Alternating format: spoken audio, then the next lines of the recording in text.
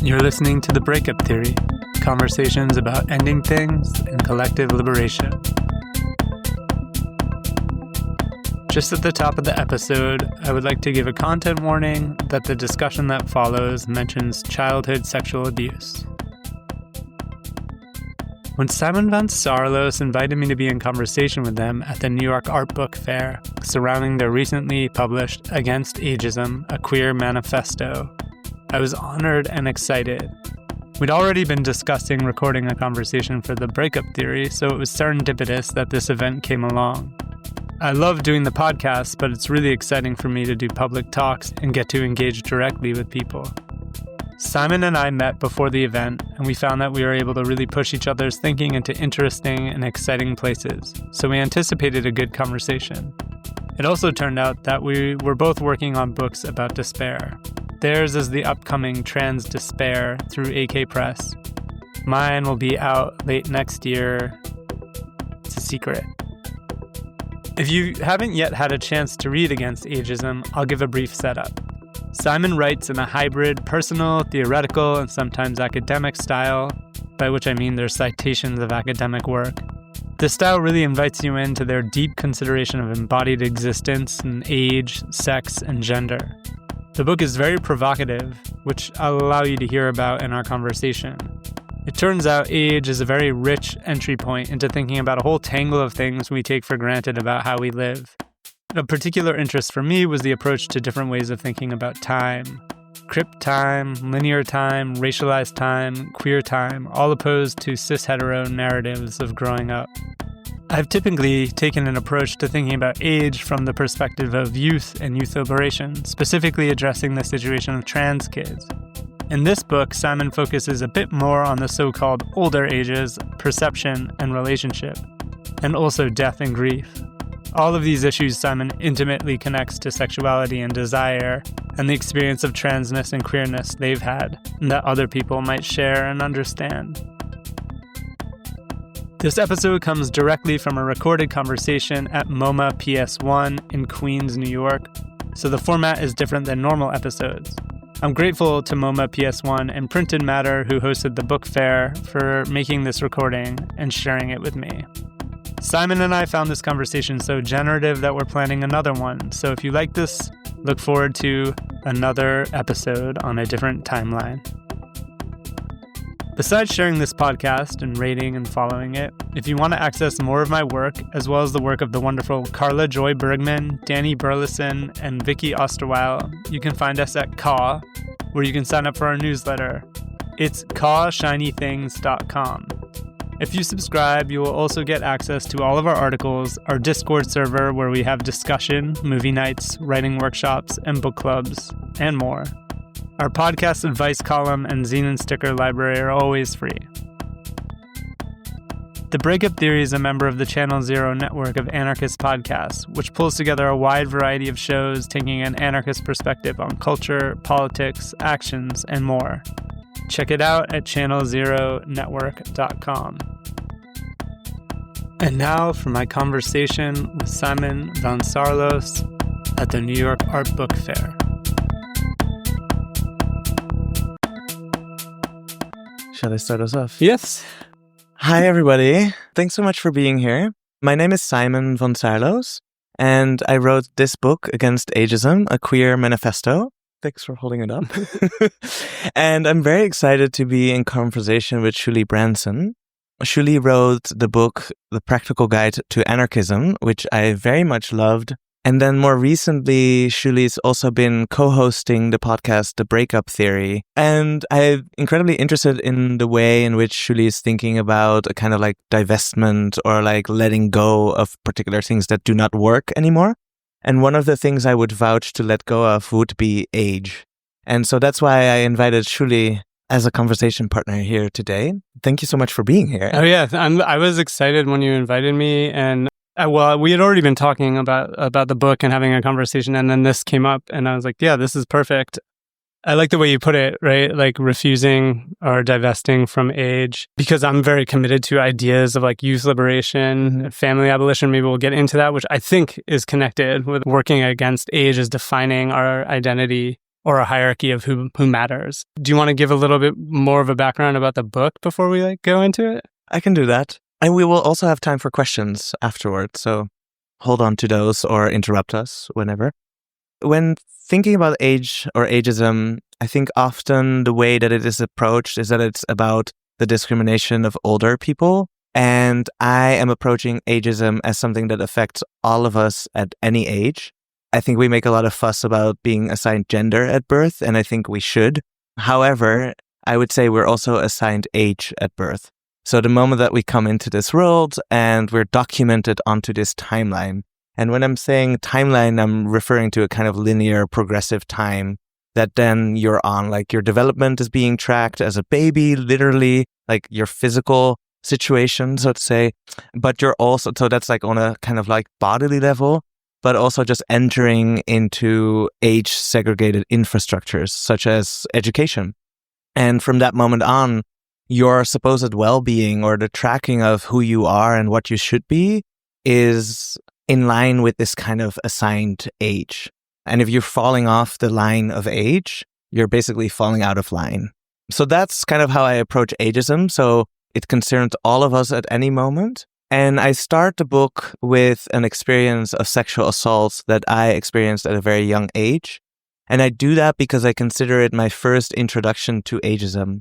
Because as a white female child or feminized child, I was always told that I was too young for sex, but I had actually already experienced it.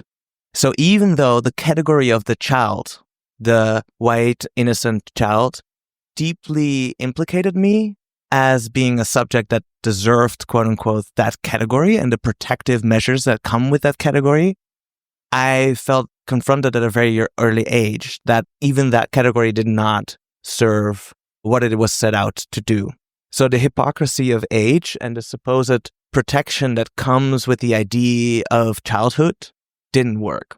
And this is why I start there. I also, of course, start there because it's a kind of like trick to side with, like, if we're thinking in a kind of dichotomy, like in a kind of opposition between victim and perpetrator, I am writing about questions of age of consent. I am writing about dismantling what the figure of the child means, but not from like an older gay male perspective, which is often, Shuli also has written about this in The Baffler, which is often the perspective that it's been written about in the 70s. And so I kind of take away the munition of the right wing by saying like, oh, but I am a victim and I'm actually speaking from that position of victimhood, even though I personally also dismantle this idea of the victim. And so I start with that experience of sexual assault, and it's always hard to think like where to introduce the book because there's so many different threads. But one of the other threads, I would say, another experience that I start with. So as you can see, I'm writing a lot from this kind of embodied experience into theory, right? Another experience that I'm writing with is intergenerational relationshiping and intergenerational intimacies. So I write with experiences of having partners who are multiple years older and how we are being approached, and the kind of projection of family that is put upon us.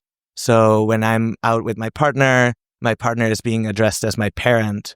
And then this question comes up like, okay, should we refuse that and say like, no, we're just we're lovers, actually, which is great. We can come out as that.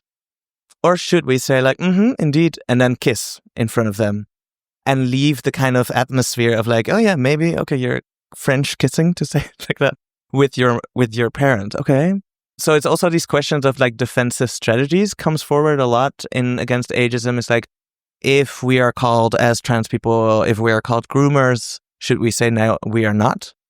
Or can we find a way of saying like, yes, indeed, very contagious. This is actually really contagious. So those are some ways into the book. Both of these things are obviously provocations because, there's obviously right now an obsession over children and the potential queerness of children. And then there's also a lot about age gaps in relationships, the possibility of consent when there's an age gap. And these things are connected because I think a lot of our culture is like so hyper-focused on pedophilia, right? And this comes from a certain kind of history, like a moral panic that was like basically, it was created by the right wing, right? We don't necessarily need to go into that history. But, and along with also like you were saying with an older lover there, brings up the other huge taboo of incest, right? Mm-hmm. That like people are made uncomfortable by these things. One of the things that I'm interested in terms of the story that you tell in the beginning about your sexual assault experience, is like, yeah, you speak from the position of someone who was harmed, but you also talk about how it is part of how you understand yourself, how you understand your gender and your sexuality. So you're not completely disavowing it, right? And when people get into complex thinking about this, but in public, you're supposed to just be like, this was bad and there's nothing about it that matters to me except for the harm, especially in a kind of punitive society that we live in. But one of the things that like I think could also trouble queers within that is like this idea of what makes you queer, right? Which is also what troubles the right wing. Particularly right now around trans people, right? Like they're scared that their children are changing genders, right? And where that will go. First, just like using different pronouns, but they're particularly scared about hormones and surgeries, obviously. And this definitely revolves also around reproduction and making more babies. So I'm curious about this idea of like making queer. Like, yeah, maybe grooming isn't the word we want to use, but there's like a seduction into queerness that can happen. And historically, it has happened across different ages. And we're in a time period where that is not acceptable. And when we look back in the past, right, like I've translated and studied this French gay liberationist and theorist, Guy Ockinghem, and he had his first sexual relationship with a teacher when he was in high school. And then they went on to collaborate for the rest of Guy's life. So, he maintained a relationship, not a sexual relationship, but a relationship with this person who we would condemn, right? And I think like honoring Guy's point of view, like we have to say like he chose to be in relationship with this person, right? When I've written about that, I had someone email me and tell me that like Guy Ockinghem had some kind of like Stockholm syndrome because he was harmed, and then like we can't believe what he says about this stuff, which I was like, that really pissed me off. Anyway, the two of them actually, I brought them up in this provocative way, but the two of them think about this idea of the system of childhood. I'm trying to bring this back around. The system of childhood, right? That childhood isn't a natural category, just like gender or sexuality isn't natural. And it does something for our culture, and it has something to do with power, right? And one of the fears, I think, that creates the system of childhood as a structure of power and hierarchy, that innocence that allows the adults to like have their position in the world, is the potential queerness of the child, right? The child being in this kind of queer position. So to put this back to you, you're getting into a story of like gendering, like age is gendered and like maybe age is queer. Like I'm curious about your thoughts on this idea of like becoming queer. And as Ockinghem said, he's like, we maybe were born gay, but we choose to stay gay, which is like another interesting way of putting it. Yeah, well, there's so much there in what you say. I think, thank you for that.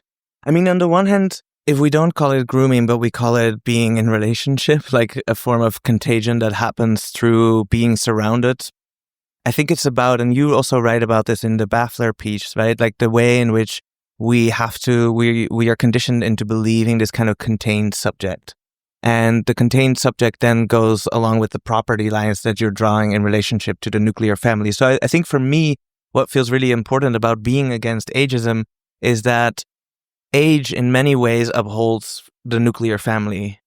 Age in many ways upholds what capitalism does. So, for example, the way in which the figure of the child comes up in at least the lineage that I draw is through the age of industrialization. So it's this kind of protective measure of children so that they do not have to labor, right? They don't have to work. Now, of course, my argument would not be that they should be working.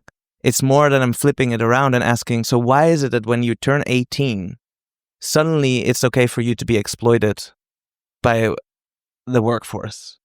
So if we feel that there are certain qualities that we can protect or that we should be protecting before a particular age, why do they not apply to quote unquote adults? Right. So that's one of the ways that I'm thinking about this. But to also come back to what you were saying and the question of contained, the way that I'm reading this experience of sexual assault, not just as something bad that happened, is because if I would just say like this was bad and it happened to me, then that makes the event of the assault a containable event, a happening that I can point to and that is outside of myself, which then reaffirms this idea that I am some sort of contained subject that was penetrated and didn't deserve to be penetrated. And I mean penetrated in a much more broader sense than, sorry, maybe this is not the right word choice in this context, that I have absorbed, instead of thinking I have absorbed this experience, I have swirled with this. I have intimacy and proximity with this experience. I am supposed to say that I am outside of this experience and I wish it didn't happen to me. But everything that I'm speaking right now is speaking also with that experience. Not in an essentializing way. It's not that what defines me, but I have become with it. And so I'm thinking through kind of like disability studies, crip theory. I'm thinking, for example, about Mel White Chen's work, Animacies, where they're writing from the position of having been entered, right, by toxins that have created a particular disability. And instead of saying like, okay, yes, we can point to the harm, as you say, we can point to the harm that was done because it was like a military dumping of toxins. We can point to that and say that was wrong. And still, I have already become with the toxins. So I cannot separate myself from what has entered me already. If I were to do that, that would be a false sort of interpretation of subjectivity. So that's one way I'm thinking about gender as well, right? And another way that I'm reading this experience, not to like hinge everything on this assault experience, but is to allow for a kind of trans reading and to say like, okay, but even we don't need to know what was true. But if I say that I'm experiencing a kind of, for lack of a better word, agency over the desire that I think I may have felt as well, then that agency was maybe a first play or tinkering around with what we would call masculinity. Because to have that kind of agency over a desire and to be able to say I have desire is in like an oppositional dichotomous framework attached to masculinity. So instead of pathologizing it into a Stockholm syndrome, I'm saying like, maybe there was a drag performance there at 6 years old. Doesn't mean it has to be, that's not the end of the narrative, right? Yeah. Yeah, I mean, one of the things that I'm thinking about here is like, there's this desire always to find like the cause of something, especially when it's something that you feel is, or when not us maybe, but like society thinks is wrong, right? And so I was also thinking when you first started talking about children, they're like tracked from an ableist perspective, right? And then, in the nuclear family is a laboratory and hierarchy, and it's supposed to produce straight children, right, who will reproduce the family. And so if something goes off, if your kid is gay or trans, like you want to know why, right? And there's a convenience in saying, oh, it's because sexual assault, right? Or it's because this or that, they read a book or whatever, right?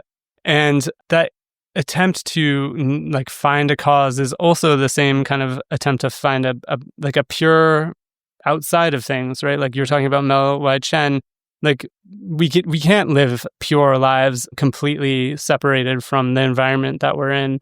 So then we're here, we're in this moment, and like how do we deal with that? If something happens to you that's harmful, you can, this is something that I have chronic illness, right? And whenever if I have a flare, I'm like, what did I do to cause that? But like, I have to let myself off the hook and be like, I didn't cause this. So, okay. So taking this back also to children, well, I don't know, I'm thinking about how we're so afraid of children's sexuality, right? And part of the attempt to control children is to control their relationship with their own bodies. And when I say children's sexuality, I'm not saying children having sex, right, in any particular way, but that children have pleasure within their bodies. And that's like a thing that's under surveillance within the family structure.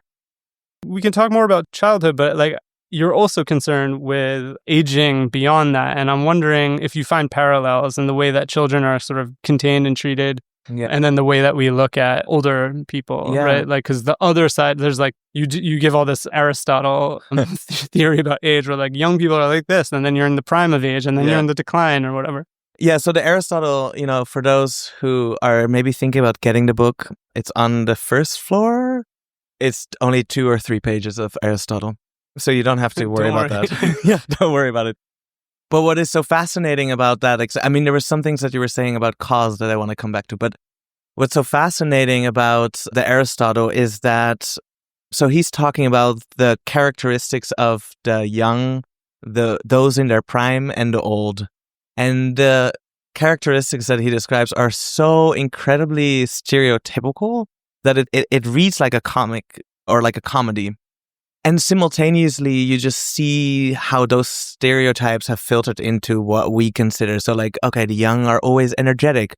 So then, of course, we see already a kind of ableism rise, right? Like, what about the idea that not everybody has the same embodiment at a young age, right? So it's this expectation that if you're young, you're energetic and you're running on hot air, I think he's calling it.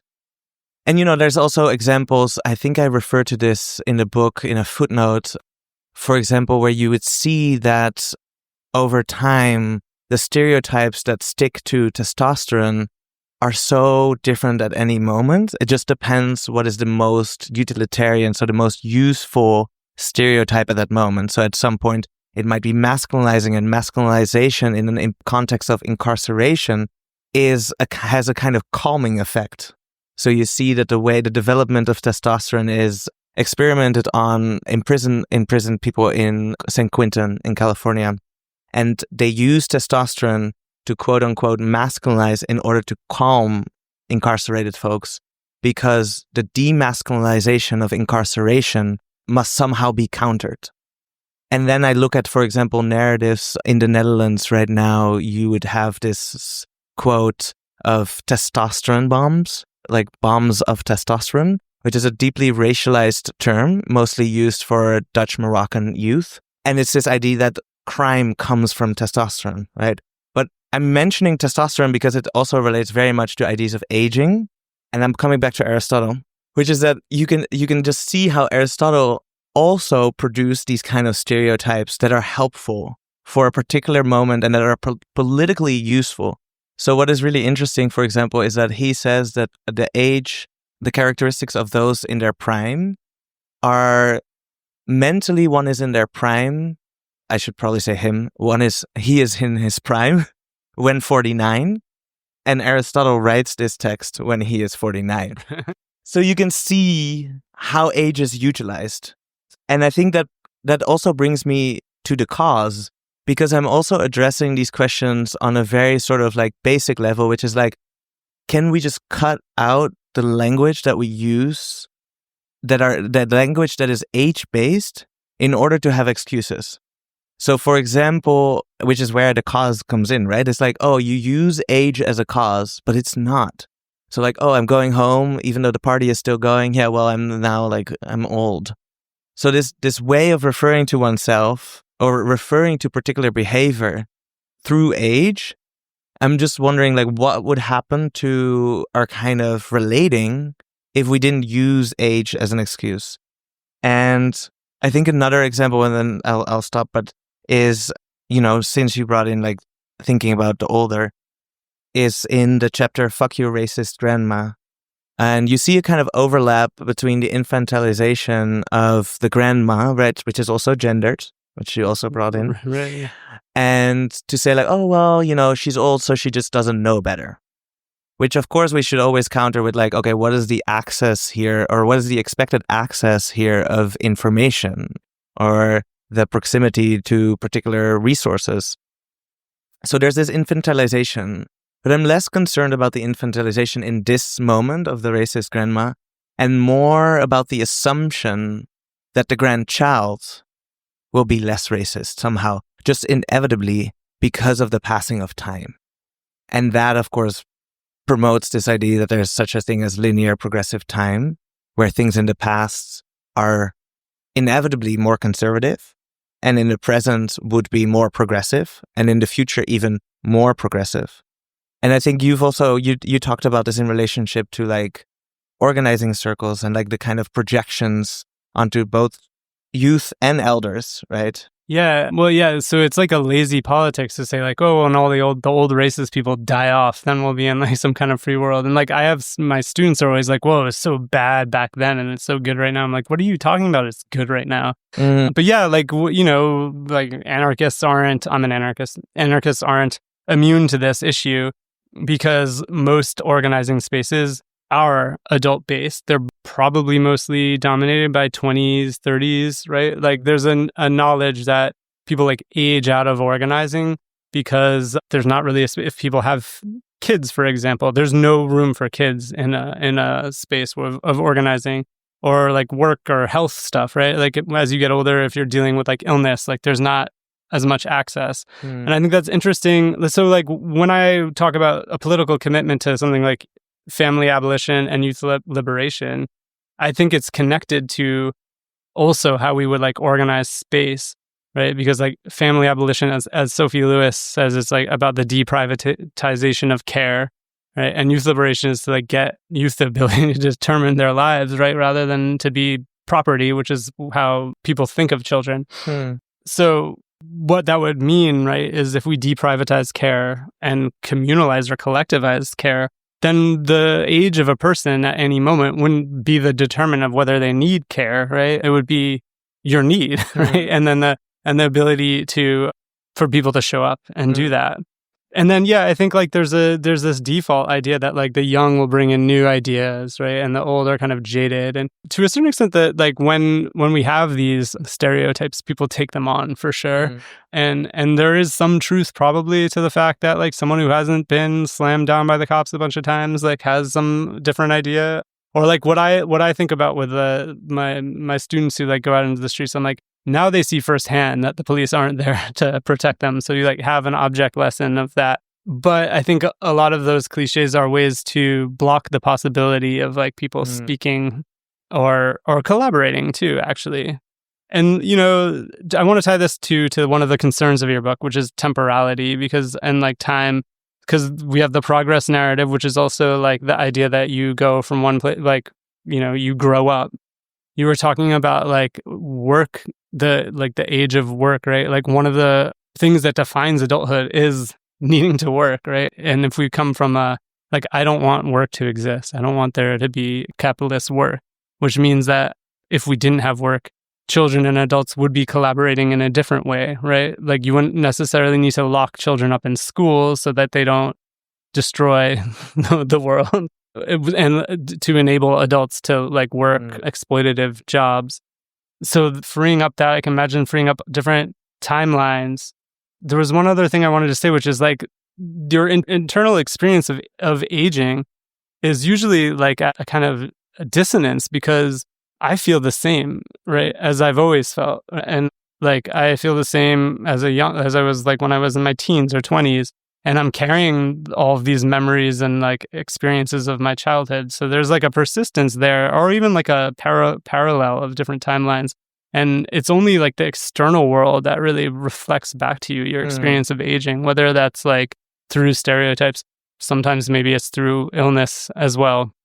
Yeah, but maybe we can get into some of the time stuff because it's something I'm excited. Maybe this talk, I don't know, I feel like we're like touching points that I all of them I would love to dig deeper in, and maybe there'll be questions, but I wanted to open up time. Can I ask you a question before we open up time? Because when you said that about the need for care, I was thinking, so one of the things I always struggle with in relationship to this book is that there's often a lot of educators that come to the talk and then they say like, well, I really agree and I want to give this is the thing, I want to give children agency. But like they're working in systems that are age segregated where they are the teacher and they are perceived to be the authority based on their age and their experience, which, you know, is also interesting to me about like, you know, being slammed by the cops. Like, yes, there's a question of accumulation of experience, and there's a way in which we can attest to accumulating experience, just as that most age is equated to accumulating wealth. So for a particular middle-class white subject, there's this idea that you would accumulate stability and wealth over time. And if you don't, then you basically never age, or you're doing something completely wrong, right? So there's also these qualities around age in terms of like calming down, not coming to particular spaces anymore, not being in organizing anymore, because you just you're not supposed to need it anymore to be in this like mutual aid situation. But it made me wonder. So I cite this poem in the book that's called The Johnny Cake. It's by Cheryl Clark. And in it, there's a speaker, a narrator, who goes to a funeral, a wake, and they explicitly say, like, I have no experience with grief. And therefore, they're learning a lot. And they have these interactions with the aunties who have obviously a lot more experience. But the obviously a lot more experience is not because they are narrated as older. It's just because they have experience. And the narrator does not. And then there's something sexual that happens. It's like goes from kneading dough to something else. Great. And for me, the poem resonates a possibility of knowledge transference that is not based on like the authority of age, but on the idea that you can come in and say like, I do not know anything about this. What do you know? Mm-hmm. And when you were speaking about care and like care being need-based instead of categorically distributed, I was wondering if you, from all of your experience also in youth liberation, how you respond to questions around education. Yeah. Yeah. I mean, I make some of my money teaching, and I have a lot of mixed feelings about it. And like you said, the age segregated space with like grades, which is also an invention, right? It's not like the natural way to teach. It's a Western invention going back to religious orders. But that space is created with like a master. That was like what they were called, right?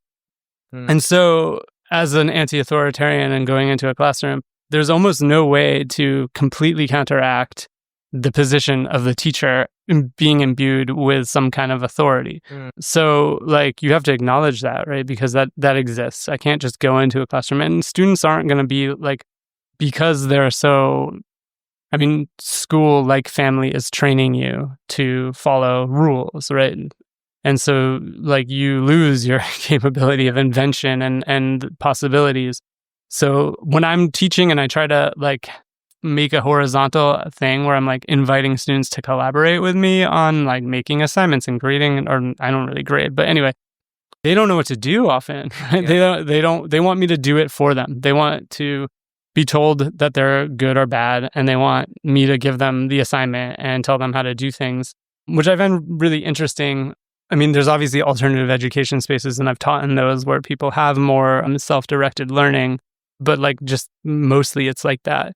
So I try to find ways to counteract it, but I also don't believe that like the institutions in which I teach are possible spaces of liberation. So I do what I can within them.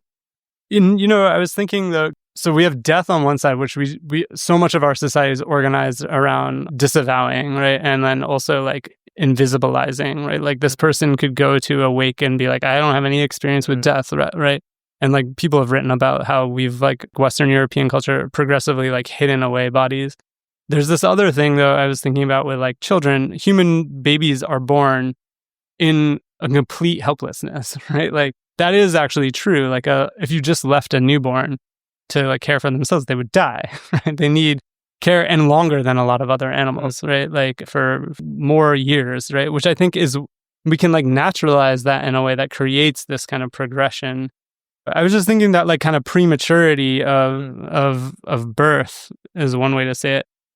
How much of that determines the ways that we think about life, about aging, about like the need for authority, the need for someone to have complete control over your body, for example. I'm curious if you've thought about that. Wow. It's funny because it brings me back to what we started talking about in relationship to the cause of gender in some ways. Is this, I love playing, as I then outed early on, with the sort of incestuous realm of being perceived parent and child. But it also relates to this question of like, why do we put so much of our explaining around like how a person came to be around the family, right? And there's a lot of sort of like interpersonal psychological explanation that around like those early years, especially now that queers have taken up polysecure and like are all into the attachment theory, which I could talk about for a while, but I will refrain from for now.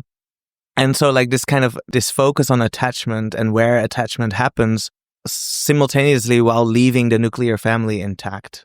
So it brings me kind of there. it also brought me somewhere else, but I don't think we should go there. Which I'm trying not to like roll back in. Sounds so interesting though. The problem is that I don't think it was like no, but it brings. Okay, I'll just tell you now that because it's now you all think it's really interesting, so I should probably not tell you because then it's more interesting. The force of opacity. I was at the barber earlier today, and we were having a conversation, and he was like broing me up like full on, and I was like trying to go along with it for a while.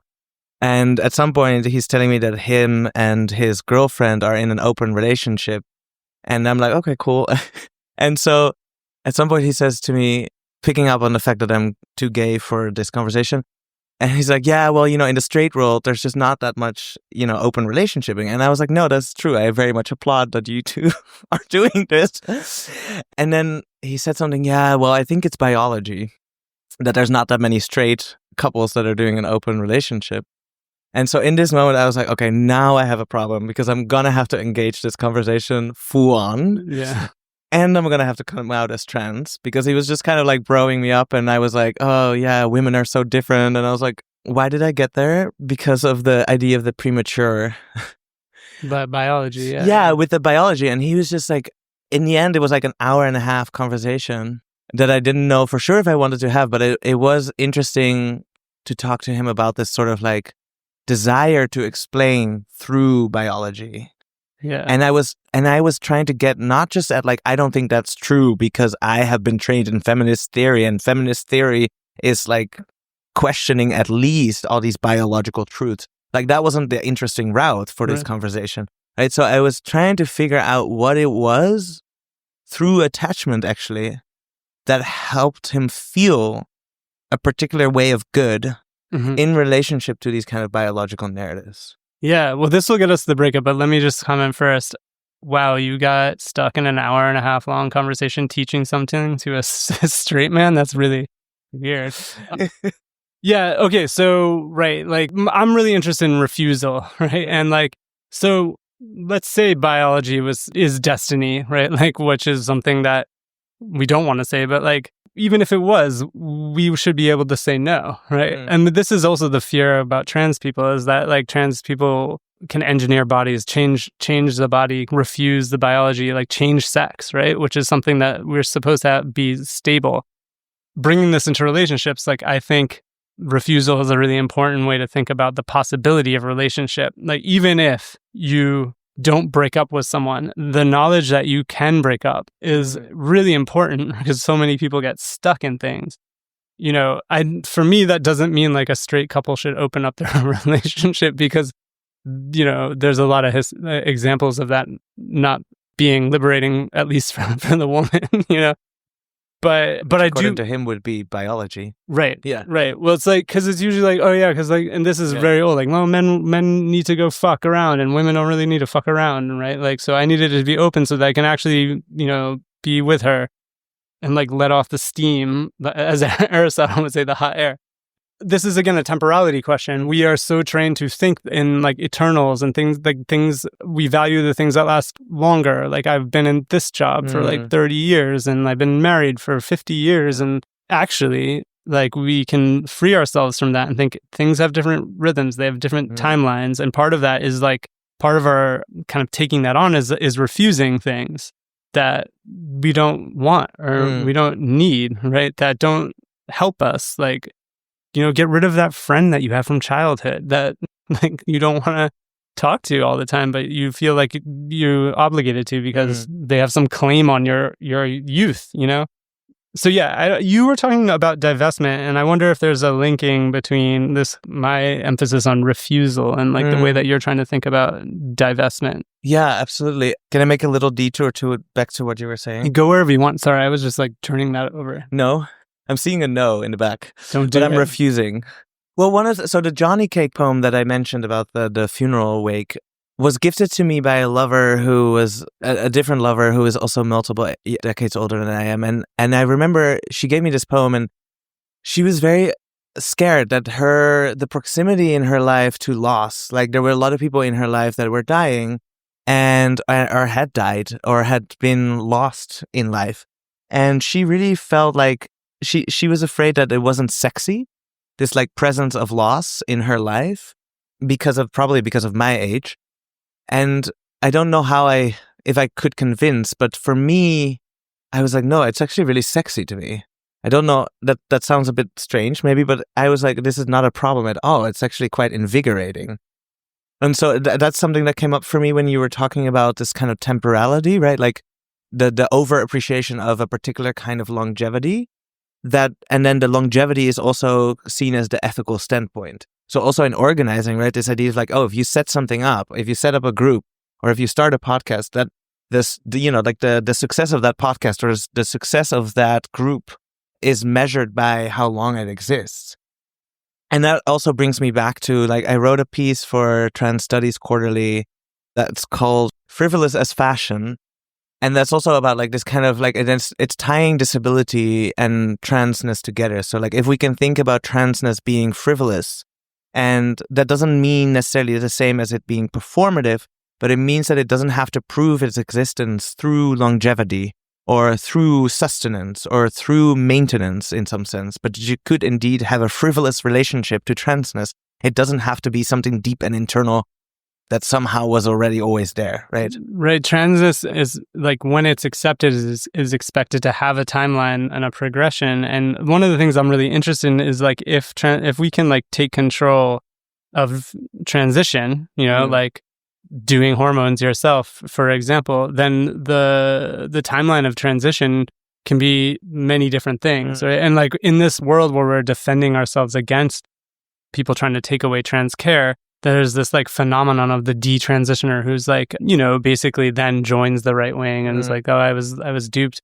But like, imagine a world where you could go to this is what I always think, you go to a punk show and you pick up some estrogen, right? And you're like, oh, I want to try this estrogen. And they're like, do that for a little while. And you're like, I don't want it, whatever, right? Like we wouldn't have to necessarily like freeze ourselves in an identity. And that's not to say that there are people who shouldn't do things in any way. I just like, I think it's interesting to imagine different possibilities of transition. And the thing with the partner too, I was just thinking about is like death, childhood, that creates different possibilities of care, and care has possibilities of intimacy, and intimacy always has some possibility of like pleasure, right? It doesn't need to be like having sex or something like that, but like touching and so if someone is going through a lot of hard times or someone needs care from illness, we think that is disgusting or just drives people away, but it does open up space for another kind of intimacy. Yeah. And I think, no, I'm going to wrap this into divestment because you did pose that question. Yes. And then one of the ways that I'm trying to think about divestment is more in relationship to a new book that I'm writing, Trans Despair. And I'm thinking with the work of Avi Sakotopoulou, who's a psychoanalyst based in New York, wrote Sexuality Beyond Consent and Gender Without Identity. And she's writing about exigent sadism. I won't go into too many details, but she's thinking about it in relationship to the BDS movement, right? So she's thinking like, okay, what does it mean to refuse sitting at the table? So if Columbia University says like, oh, you can come and negotiate with us, and you, instead of saying like, oh yes, thank you very much, we are going to come and show up, you just refuse shaking the hand of the person in authority, right?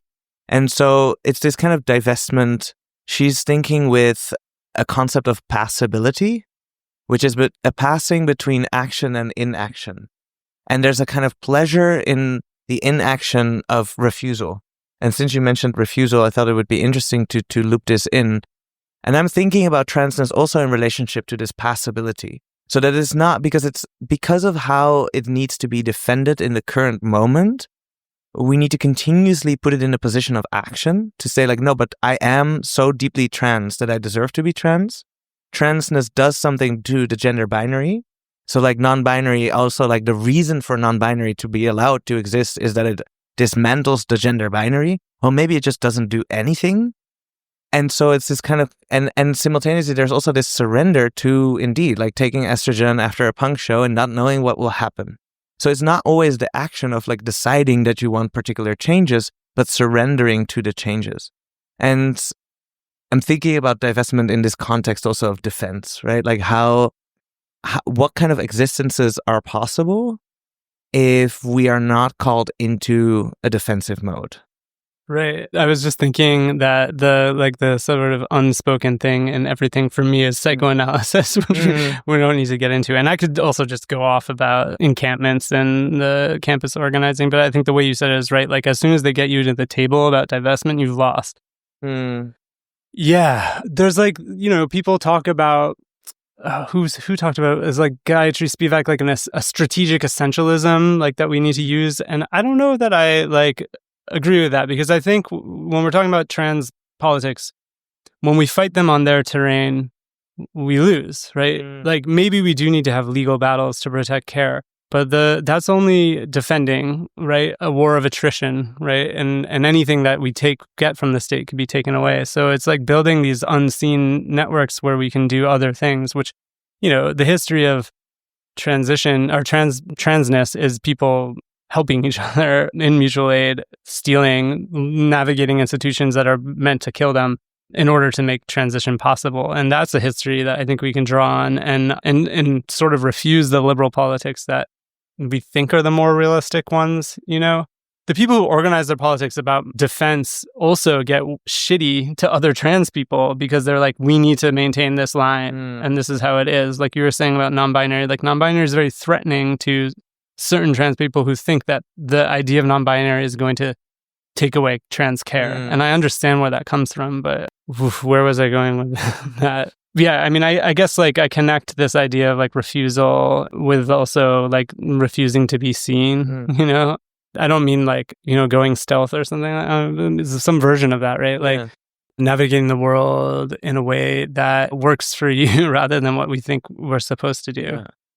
It's interesting. We're both working on despair too. Yeah, it happened. We found out at the same time, and I do think these negative things are actually refusal is actually a creative force because it opens up space for things that we don't know. Right. That's something that I think is true for any kind of transition. Is even if you know what you want to be, right? There's a moment of leaping into the unknown, right? When you first inject a hormone, for example, because everyone's body does different things, right?